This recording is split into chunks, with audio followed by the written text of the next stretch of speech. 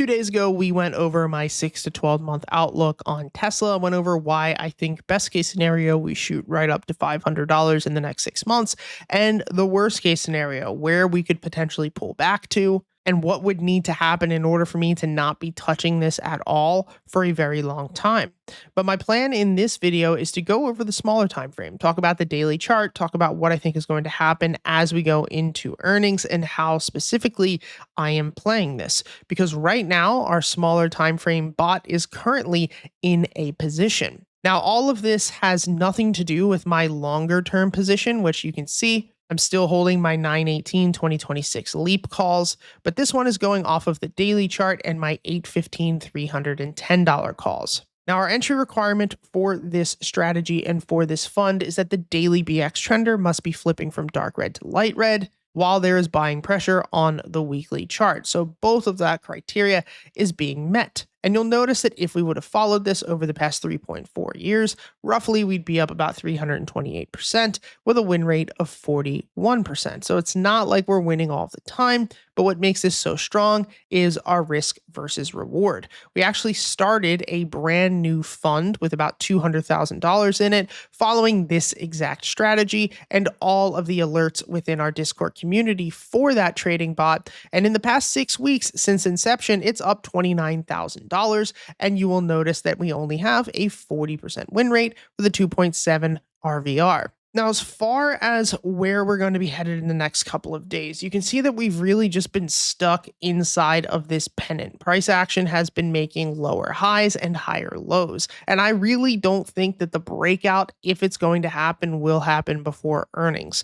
You have to remember that in order for a stock to break out, we need to have institutions or people with serious capital overpaying for it. And I don't think that's going to happen until after a catalyst, such as earnings. Now, for those of you who are technical analysis heavy, you're going to like this. And for those of you who are long-term investors, this isn't going to really matter, but you should understand how to tell short-term or long-term if we're at a discount or if we are overpaying for something. Now, if you want to get these indicators and learn to set up your Fibonacci's based off of what we're going to talk about right now, go ahead and take our 10-step trading system. All these courses are completely free, but I highly recommend using the Smart Money Mastery course, as this is going to show you our Fibonacci's.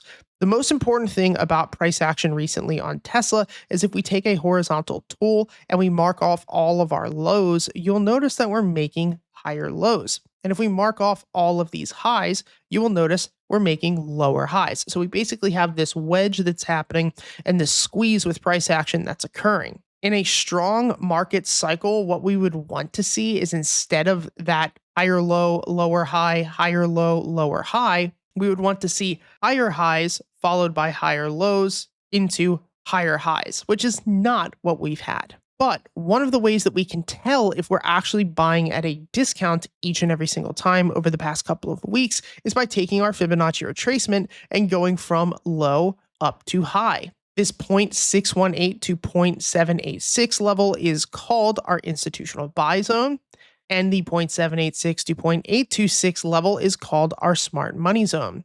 These are basically going to be our areas of extreme discount. And the good thing that has been happening as of recent is that each and every single time that we pull back into that discount, it gets bought up very quickly. If that discount zone would have broken and this $280 level broke, I'd be much more worried than I am currently. From here, you will see if we took a Fibonacci from low to that most recent high and we pulled this out, that once again, we have a discount zone here and we have a smart money zone here. And once again, they stepped in to buy up that dip.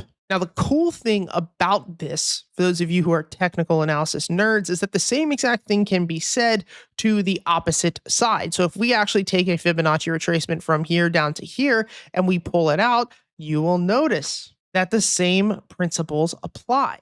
This would have been our institutional sell zone, and this would have been our smart money selling zone. And so if you were playing these zones, you could have bought in here at this massive discount and sold up at this resistance level. And so now if we take another fib from swing high down to swing low, we will see that our institutional sell zone once again is seated here at about $340, and our smart money zone is seated right above it. In my personal opinion, I do not think that we take this resistance out until earnings. I think that we will continue this movement between these zones until earnings, which is going to be our catalyst. And of course, if earnings is strong, we will sweep this level. This is called a break of structure. And then from there, we will break out massively, most likely up to about $400 within 2 to 3 weeks, which would be about a 20% move. But if earnings is a flop, which could always happen, then we would most likely reject,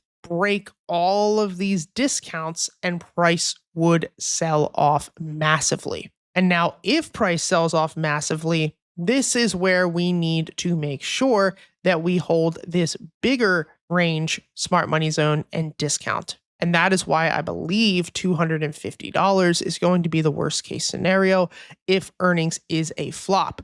But we need to remain objective here. If $250 breaks, if we were to snap 225, if we were to take out this previous low, then we are in some serious shit and we have a problem on our hands. And I would probably stop trading Tesla for the foreseeable future. But we have no idea what's going to happen. Nobody can predict the future.